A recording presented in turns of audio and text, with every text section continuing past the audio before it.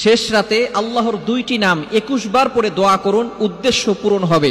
আল্লাহ পাক রব্বুল আলামিন সকল চাওয়া পাওয়াগুলো আল্লাহ তাআলা কবুল করে নেবেন।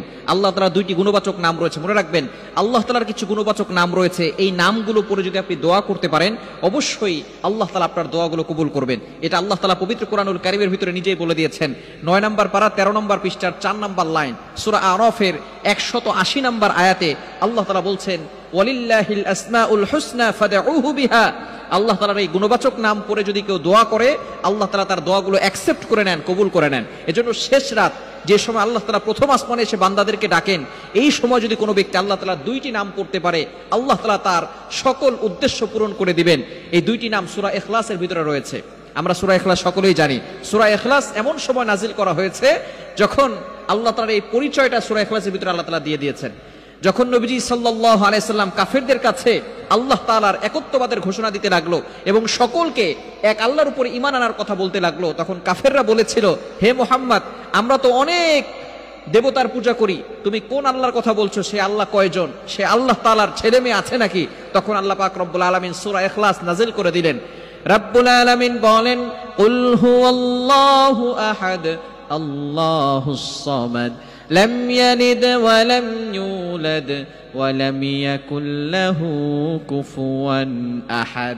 কি চমৎকার একটি সূরা! এই সূরা যে যত বেশি পড়বে তত বেশি আল্লাহর নৈকট্য অর্জন করতে পারবে। এখানে দুইটি নাম, একটা হচ্ছে আল্লাহু আস-সামাদ, খুবই চমৎকার দুইটি নাম না? আল্লাহু আস-সামাদ, ইয়া আল্লাহু ইয়া সামাদু, ইয়া আল্লাহু ইয়া সামাদু, কুল হুয়াল্লাহু আহাদ। নবী হে আপনি বলেন আল্লাহ এক, অদ্বিতীয়। আল্লাহুস সামাদ, আল্লাহ অমুখাপেক্ষী, আল্লাহ কারো প্রতি মুখাপেক্ষী নন। দুনিয়ার সকল মানুষ মুখাপেক্ষী, কিন্তু আল্লাহ কারো প্রতি মুখাপেক্ষী নন। আপনি কোটি কোটি টাকার মালিক কিন্তু আপনার কাছে চাউল নাই, আপনি কৃষকের কাছে মুখাপেক্ষী। আপনি কোটি কোটি টাকার মালিক, বিল্ডিং করার জন্য রাজমিস্ত্রির কাছে মুখাপেক্ষী। সুতরাং বোঝা গেল দুনিয়ার সকল মানুষ কোনো না কোনো কিছুর প্রতি মুখাপেক্ষী, কিন্তু আল্লাহ পাক রব্বুল আলামিন কারো প্রতি মুখাপেক্ষী নন। এজন্য আল্লাহ তাআলার এই দুইটি নাম 21 বার পড়বেন শেষ রাতে, ইয়া আল্লাহু ইয়া সামাদু, ইয়া আল্লাহু ইয়া সামাদু, ইয়া আল্লাহু ইয়া সামাদু। এভাবে যদি আপনি দোয়া করতে পারেন 21 বার পরে আল্লাহ পাক রব্বুল আলামিন আপনার উদ্দেশ্যগুলো পূরণ করবেন। কেননা এই সময় আল্লাহ পাক রব্বুল আলামিন প্রথম আসমানে চলে আসেন। বুখারী শরীফের হাদিস, নবীজি সাল্লাল্লাহু আলাইহি ওয়াসাল্লাম জানিয়ে দিয়েছেন যে এই সময় আল্লাহ তাআলা প্রথম আসমানে এসে বান্দাদেরকে ডাকতে থাকেন, বান্দা কার কি লাগবে আমি আল্লাহর কাছে চাও, আমি আল্লাহ তাআলা তোমাদের চাওয়া পাওয়াগুলো পূরণ করে দিব। কে অভাবের ভিতরে আছো আমি আল্লাহর কাছে বলো, আমি অভাব দূর করে দিব। কে বিপদে পড়ে গেছো আমি আল্লাহর কাছে বলো, আমি আল্লাহ তোমাদের বিপদ দূর করে দিব। কিন্তু আমরা এই সময় ঘুমিয়ে থাকি। মুয়াজ্জিন 5 বেলা মানুষকে ডাকে, হাইয়া আলাস সালাহ হাইয়া আলাল ফালাহ, কাম টু দ্য সাকসেস, সফলতার দিকে আসো, কল্যাণের দিকে আসো। কিন্তু একটা সময় মুয়াজ্জিন নয়, আল্লাহ তাআলা নিজে প্রথম আসমানে এসে বান্দাদেরকে ডাকতে থাকে আর বলতে থাকে, বান্দা কার কি লাগবে আমি আল্লাহর কাছে চাও, আমি আল্লাহ তাআলা তোমাদের সকল চাওয়াগুলো পূরণ করে দিব।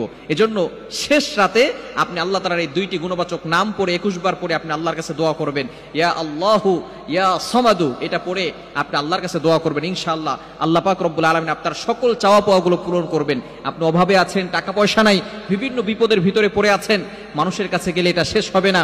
হয়তো সাময়িক সময়ের জন্য এটা স্থগিত হতে পারে, কিন্তু কিছুদিন পরে আবারও বিপদে পড়ে যেতে পারেন। কিন্তু আল্লাহর পক্ষ থেকে যদি আপনি সাহায্য পেতে পারেন তাহলে আপনি আর বিপদে পড়বেন না। এজন্য অবশ্যই আমরা চাইবো একমাত্র আল্লাহর কাছে আল্লাহ তাআলা আমাদের সকলকে এই দুইটি নামের আমল করার তৌফিক দান করেন।